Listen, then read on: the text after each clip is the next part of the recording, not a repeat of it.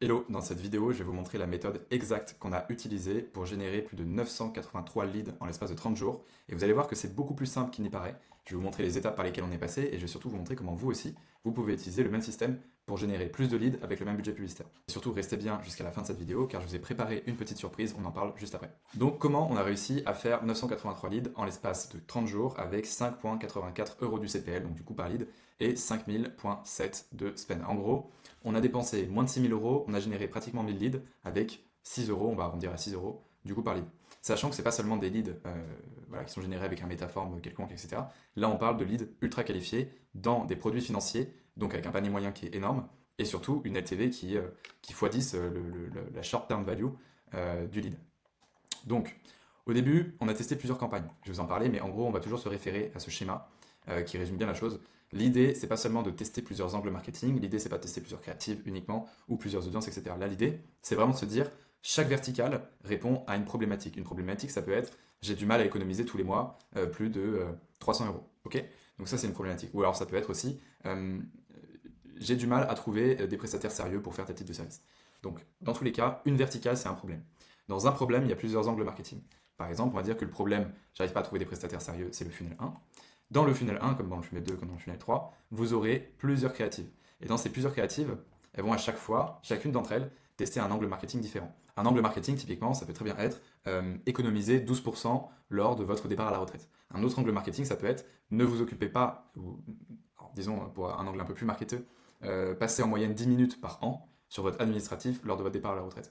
Ça peut être aussi, donc en raison de départ à la retraite, ça peut être aussi assurer une succession parfaite et contrôlée avec le moins de taxes possible pour vos enfants, vos petits-enfants, etc. Ça parle toujours de la retraite, mais on attaque avec des angles différents. Okay, à la fin, on voit un produit de retraite, enfin un produit financier pour la retraite. Donc un funnel retraite, imaginons, plusieurs angles marketing. Si vous avez typiquement une assurance ou des produits financiers quelconques, vous allez forcément avoir plusieurs problématiques pour lesquelles les gens viennent acheter ou convertir sur vos produits ou sur vos services. Forcément. Si vous faites une base de données de tous vos clients, pourquoi ils sont venus, si vous leur demandez pourquoi ils sont venus, ou que vous enregistrez les calls de vente, ce qui est d'ailleurs très important, il faut toujours enregistrer les calls de vente, ça vous fait une base de données que vous donnerez une IA quand il y aura une IA très simple à utiliser et super performante d'ici 2026, et elle vous résumera qu'est-ce qui va pas, qu'est-ce qui va bien. Mais au-delà de ça, il y a forcément plusieurs raisons, au moins 5 raisons, pour lesquelles les gens viennent convertir chez vous. Ensuite, donc les raisons profondes, pas les raisons de parce que c'est pour gagner plus d'argent ou parce que c'est pour économiser. Ça, c'est des raisons justifiables. C'est pas des raisons profondes. Peut-être que la raison profonde, c'est qu'il a peur de manquer. Ça, c'est une raison. Voilà, par exemple. Donc, vous testez plusieurs tunnels. Donc, un funnel, deux funnels, trois funnels, jusqu'à 5 funnels ou 6 funnels si vous avez 6 raisons différentes. Et sur les 6 raisons différentes, vous allez tester chaque angle marketing de la même manière. De fait, vous allez trouver le meilleur tunnel, donc celui qui convertit le plus, et les meilleurs angles, ou le meilleur angle marketing, celui qui vous apporte le meilleur retour sur investissement. Une fois que vous avez trouvé ça, vous allez pouvoir atteindre les résultats qu'on a eu, nous, avec notre client. Donc, je prends cette campagne-là. On l'a appelé T2 Targeting segment CSP plus SEO parce que là, on ciblait des dirigeants et des CSP+. Bon, un peu logique. Donc, on a dépensé. Ah non, my bad. On a dépensé 5743. Ah bah non, pas my bad, c'est ce que j'avais écrit. Ouais. On a dépensé 5743 euros. On a fait un coût par lead de 5,84 et on a généré 983 prospects qualifiés qui ont suivi tout un tunnel. On y revient juste après. Là, c'est du coup l'ad-set, la partie ad-set. Donc, encore une fois, campagne, ad-set, ads. Ad-set, c'est en vrai la vraie campagne. C'est là où tout se passe. C'est là où on va mettre nos audiences. Enfin, ça, vous connaissez déjà normalement. Mais ce qui est intéressant pour ici, c'est que pour nous, un ad set est égal à un angle marketing. Parce qu'on a poussé un peu plus loin encore. C'est-à-dire que de base, on a un funnel pour une problématique profonde, peur de manquer, un angle marketing pour une créative. Nous, ce qu'on a fait, c'est qu'on a utilisé 5 créatives différentes, 5 ou 6, je ne me rappelle plus, par angle marketing. C'est-à-dire qu'on avait plusieurs funnels. Dans plusieurs funnels, on a plusieurs ad sets qui correspondent à des angles marketing différents. Et dans chaque ad set qui correspond à un angle marketing, on a testé différents formats. Pour avoir le format, le fond, en gros le fond, la forme, le tunnel, la problématique, et donc avoir en fait une verticale qui cartonne. Et ça peut paraître un petit peu compliqué, mais ça nous a pris 3-4 jours à mettre en place. C'est pas long. Je vais vous expliquer après comment on a fait. C'est pas long du tout.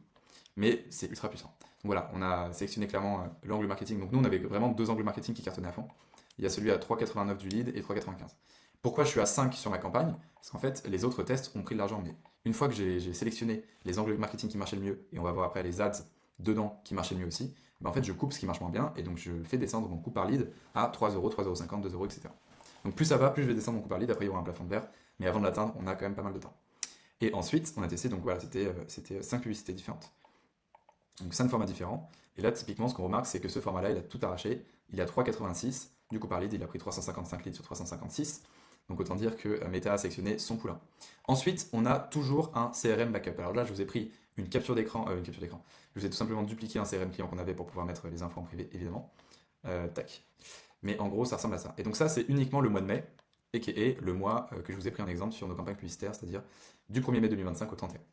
Et là, on peut voir que donc le CRM backup, c'est pas le vrai CRM, c'est un CRM de repli si jamais le Salesforce ou une automation casse. Au cas où, on aura toujours un CRM backup. Donc imaginons que pendant une journée, votre automatisation a bugué pour X ou Y raison.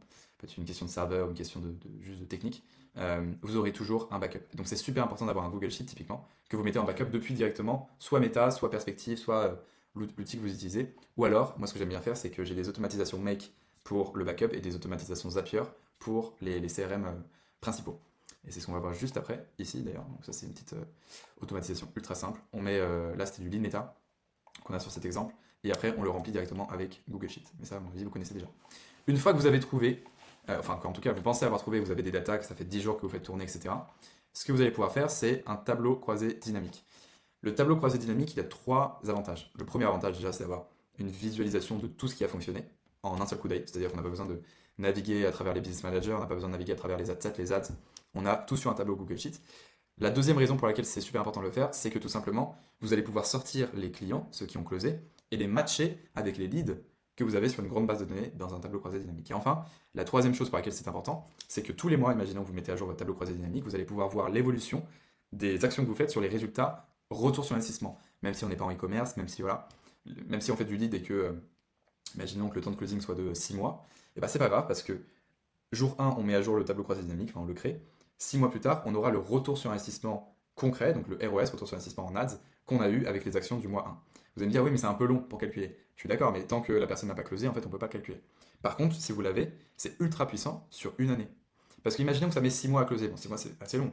Mais imaginons que ça mette, allez, 3 mois. Vous avez plusieurs phases dans l'année où vous avez vu déjà l'évolution, et surtout, au bout de 12 mois, vous pouvez voir exactement qu'est-ce qui a cartonné, qu'est-ce qu'il faut refaire pour l'année prochaine, qu'est-ce qu'il faut absolument arrêter, en fonction des périodes, en fonction aussi du marché, parce qu'il y a des périodes qui sont plus à même de vous amener beaucoup de volume, et d'autres périodes qui sont à même de vous amener beaucoup de qualité, mais beaucoup moins de volume. Et ça, justement, vous pouvez le voir quand vous faites un tableau croisé dynamique sur plusieurs mois, et à la fin de l'année, vous pouvez voir très simplement qu'est-ce qui a fonctionné. En gros, pour faire très simple, vous mettez l'accent sur ce qui a cartonné le plus, N-1, et N+1, du coup, vous serez encore plus positif sur votre retour sur investissement, parce que vous aurez la donnée du N-1. Et après N+2, N+3, voilà, ça suit son cours. Typiquement, ça c'est l'exemple d'un funnel qu'on utilise pour nous, en généraliste du coup, pour le coup.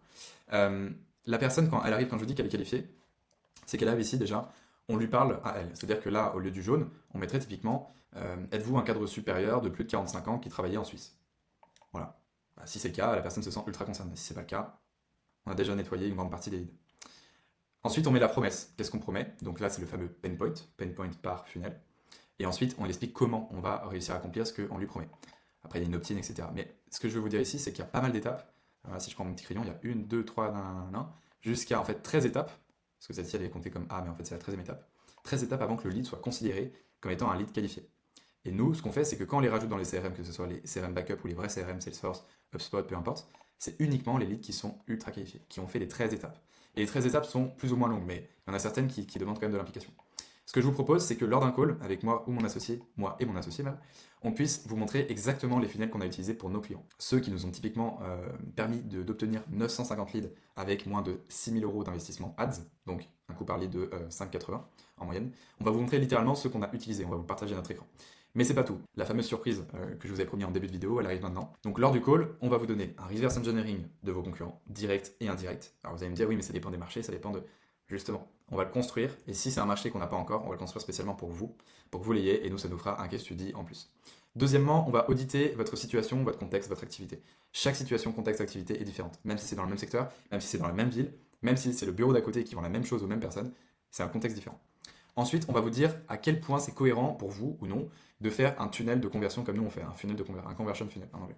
On va être totalement transparent. Il y a des entreprises pour lesquelles c'est très intéressant. La plupart même dans les produits financiers par exemple ou autres secteurs, mais il y a aussi des entreprises qu'on a eues au téléphone où on leur a dit non, c'est pas du tout cohérent avec ce que vous faites parce que c'est trop spécifique ou votre source d'acquisition principale est trop dure à obtenir, enfin est inaccessible par rapport au tunnel qu'on est. Ensuite, on vous donnera aussi un livre blanc complet sur votre secteur. Encore une fois, si on l'a pas, on va le préparer et on va vous l'offrir. Et puis enfin, on vous présentera, si on trouve ça cohérent. Donc comment on procède, quel accompagnement on fait, sur combien de temps, quelle garantie, quel résultat, etc. Donc voilà, hâte de vous parler en visio, c'est 100% gratuit et l'idée c'est de vous apporter un maximum de valeur. Il n'y a pas de vente forcée, il n'y a pas un closer qui va arriver, c'est vraiment nous, moi ou mon associé, qui vous délivreront un maximum de valeur. Voilà, je pense que ça peut être très utile pour vous et pour nous de prendre cet appel gratuit d'audit privé. Vous pouvez évidemment retrouver le lien de ce iClose, donc du calendrier en ligne, directement en description, c'est le seul lien qu'il y aura. Et puis nous, on se retrouve en visio.